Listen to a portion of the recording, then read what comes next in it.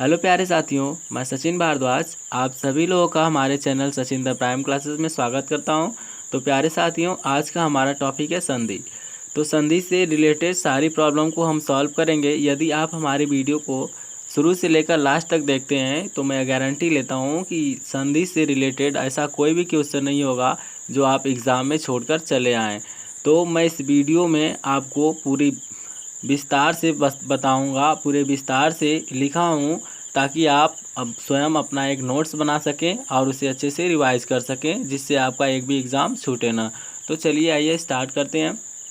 संधि दो वर्णों या ध्वनियों के संयोग से होने वाले विकार को संधि कहते हैं।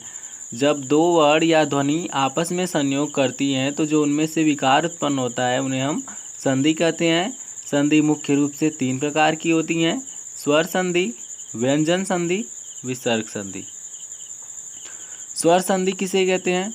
जब स्वर के साथ स्वर का मेल होने से जो विकार उत्पन्न होता है उसे स्वर संधि कहते हैं। स्वर के साथ जब स्वर का विकार उत्पन्न होता है तो उसे स्वर संधि कहते हैं।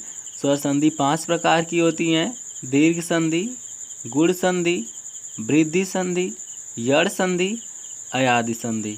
तो आपसे क्वेश्चन कर सकता है कि स्वर संधि कितने प्रकार की होती हैं? तो स्वर संधि 5 प्रकार की होती हैं: दीर्घ संधि, गुण संधि, वृद्धि संधि, यड़ संधि, अयादि संधि। तो अब चलिए सभी को हम बारी बारी से जानते हैं कि दीर्घ संधि कहते किसे हैं। दीर्घ संधि स्व, वर्ण, ह्रस्व या दीर्घ स्वरों के मिलने से उनके स्थान में स्वर दीर्घ स्वर हो जाता है। ये तो इसकी परिभाषा हो गई। जब जहाँ पे आप देखेंगे अ या आ के बाद जहाँ पर अ रहे या अ में आ जोड़ेंगे तो वहाँ पर बड़ा आ हो जाएगा, या तो आ धन आ जुड़ेगा तो भी आपका आ हो जाएगा। छोटी में छोटी जोड़ेंगे तो बड़ी ई हो जाएगा, और छोटाओ में छोटाओ जोड़ेंगे तो बड़ाओ मिलेगा। तो ये हो गया दीर्घ संधि के बदलने के नियम। तो इस नियम को हम एक ट्रिक के माध्यम से आपको बताएंगे कि जितनी भी छोटी मात्राएं हैं वो किस में चेंज हो जाएंगी, आ में हो जाएंगी, बड़ी हो जाएगी, बड़ाऊ हो जाएगा। तो इस तरह से देखिए ये मिला है आपका जैसे हिमालय।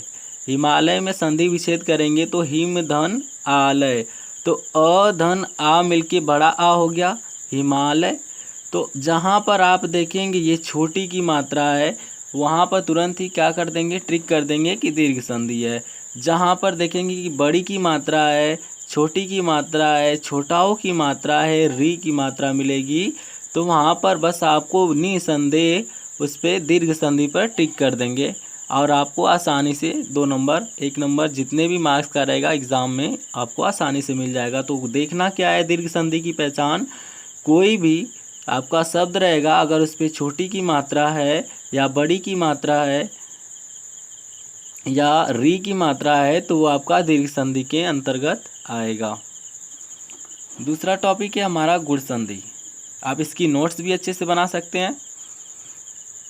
गुण संधि, अब इसकी परिभाषा है जब अ अथवा आ के आगे छोटी ई अथवा बड़ी ई आता है तो इनके स्थान पर ए हो जाता है।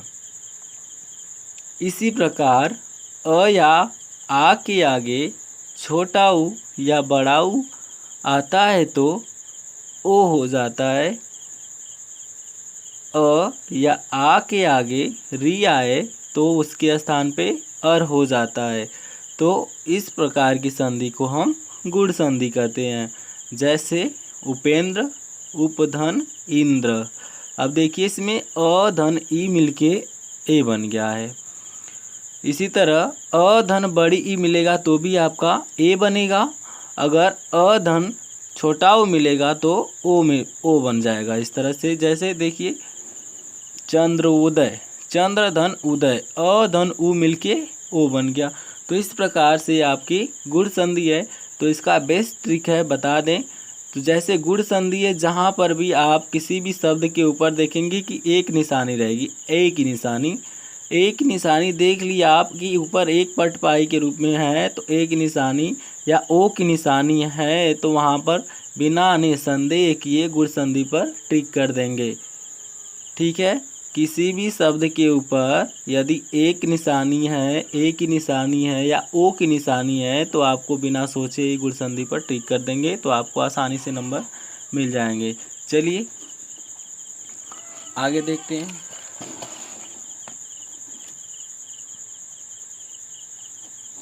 हमारा अगला टॉपिक है वृद्धि संधि।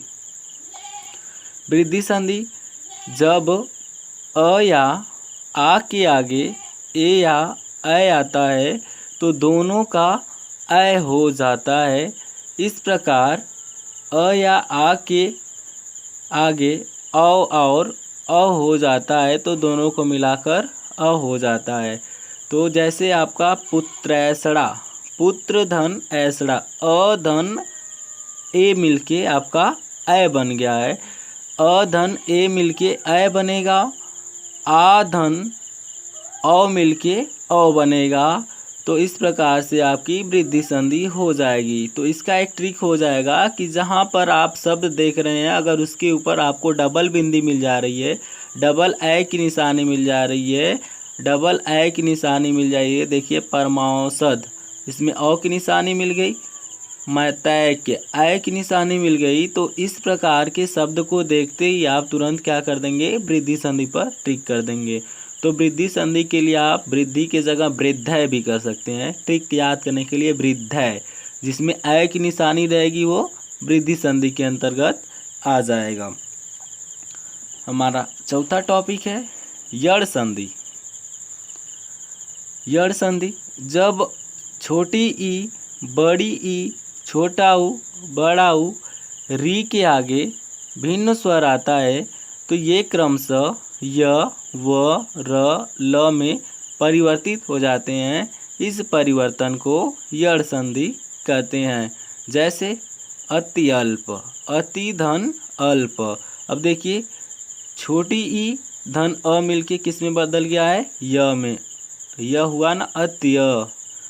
तो छोटी ई और अ मिलके इस तरह से अ में परिवर्तित हो गया स्वागत, सु धन आगत, उ धन अ मिलके व में परिवर्तित हो गया। तो इस तरह से यड़ संधि का ट्रिक आपको ये देखना है कि आपको जहाँ पर परिवर्तन करेंगे य व र ल, जहाँ पर य व र ल में परिवर्तित हो जाएंगे उस संधि को हम यड़ संधि कहेंगे।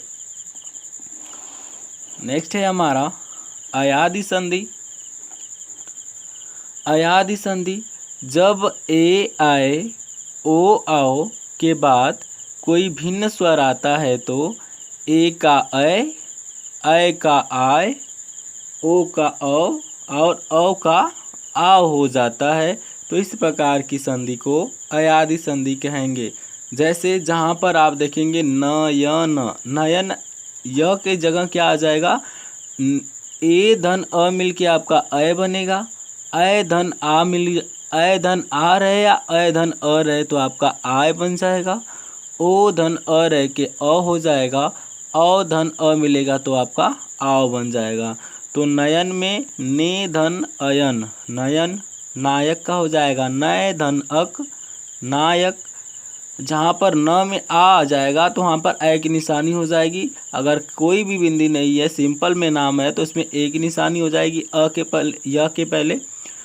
पवन है तो पवन में ओ की निशानी आ जाएगी पावक, पावक में अ हो जाएगा पौ धन अक पावक, पवन में पो धन अन। तो इस प्रकार से ये आपकी जो है वृद्धि संधि, यड़ संधि, अयादि संधि हो गई।